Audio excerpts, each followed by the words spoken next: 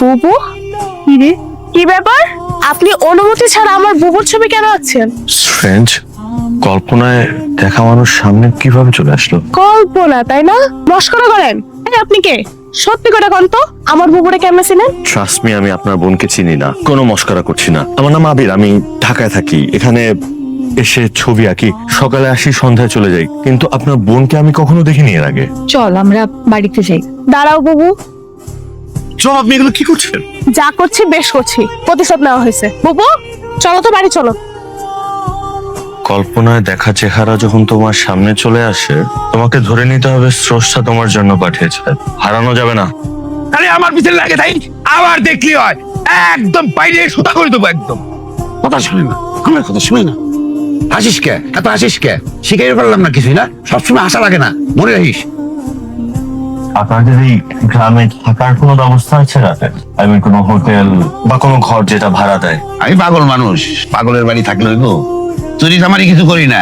এক রাইতে 100 টাকা দিলে থাকতে পারেন, রাজি থাকলে এক চাপেন, না হলে রাস্তা মাপেন। চিন্তা করো একবার আম্মু, চেনা নাই জানা নাই, বুবুর ছবি একে বসে রয়েছে। কত বড় বদপোলা, আমিও দিছি ছবিটা নষ্ট করে। তবে বুবু, তুই যদি ওই পোলার চেহারাটা একবার দেখতি, মনে হইতেছিল আমি দেখবো কেমনে? আমি কি চোখে দেখতে পারি? পোলাটা তোরে ঠিকই দেখছে। পোলাটারে যদি তখন তুমি দেখতা, বুবুর ঠিক এমন ভাবে তাকায় ছিল, মনে হইতেছিল আসমান থেকে নাইমা আসা কোনো পরীরে দেখতেছে। ছেলেটা কি খুব সুন্দর। আমার এই বুবুটার পাশে মানাইবো। আজে বাজে কথা বস কেন? ঘরে চল। ও মা, লজ্জা পাইতেছো কেন? চলো চলো চলো। জানো আজকে কি হয়েছে? লতা কইলো শহরের কোন ছেলে নাকি পরীর খুব সুন্দর একটা ছবি আঁকছে। ছেলেটা নাকি দেখতে খুব সুন্দর, শিক্ষিত। এইরকম একটা ছেলের সাথে যদি আমাকে পরীর বিয়া দিতে পারতাম। মা, তোমার না কইছি মায়ের বিয়া নিয়ে এত চিন্তা করো না। বিয়া শাদী হইতেছে ভাগ্যের ব্যাপার, ভাগ্যে যেখানে লেখা আছে বিয়া সেখানেই হইব।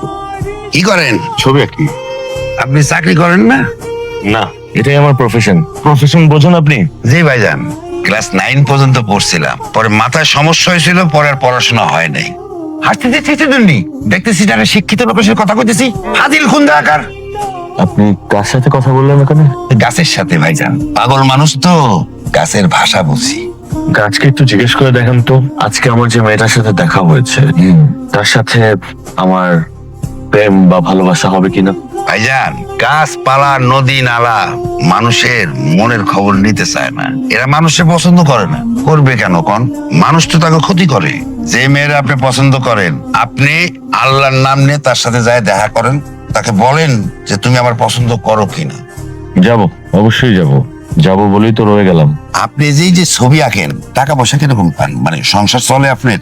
সংসারই করলাম না, বুঝবো কিভাবে? তবে ভাইজান, জীবনে টাকা পয়সার দরকার আছে। টাকা পয়সা না থাকলে আপনার কেউ পছন্দ করে বিয়ে করবো না। আপনি বসেন, আমি খাওয়া দাওয়ার ব্যবস্থা করি। পাগল ছাড়া আসলে দুনিয়া চলে না।